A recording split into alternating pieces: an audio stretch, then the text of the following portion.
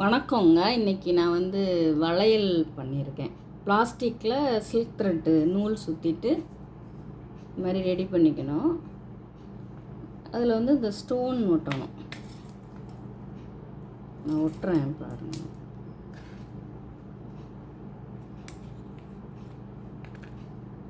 இன்றைக்கி கதை எங்கள் வீட்டில் நாங்கள் சின்னதாக இருந்தப்போ கருதறுப்பெல்லாம் நடக்கும். ஒரு 10 நாளைக்கு நடக்கும். இப்போ சாப்பாடு யாராவது வீட்டில் இருக்க பெரியவங்க, அம்மா, சின்னம்மா, எங்கள் அப்பத்தா யாராவது தான் சாப்பாடு எடுத்துகிட்டு போவாங்க. அவங்க வேலை செய்கிறவங்களுக்கு மத்தியானத்துக்கு. இப்போ எங்களையெல்லாம் யாராவது பசங்களையும் அழைச்சிட்டு போவாங்க, ஏதாவது தூக்கிட்டு போகிறதுக்காக. ஆமாம். இப்போ மற்றவங்க அம்மாலாம் போனாங்கன்னா சீக்கிரமே வீட்டுக்கு வந்துடுவாங்க. எங்கள் அப்பத்தா மட்டும் வயல் வேலை இறங்கி செய்வாங்க.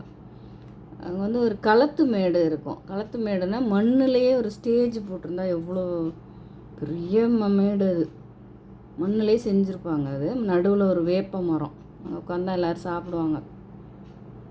ஆமாம். அங்கே எங்கள் வயலுக்கு பக்கத்தில் காட்டாறு போய்கிட்டு இருக்கும்.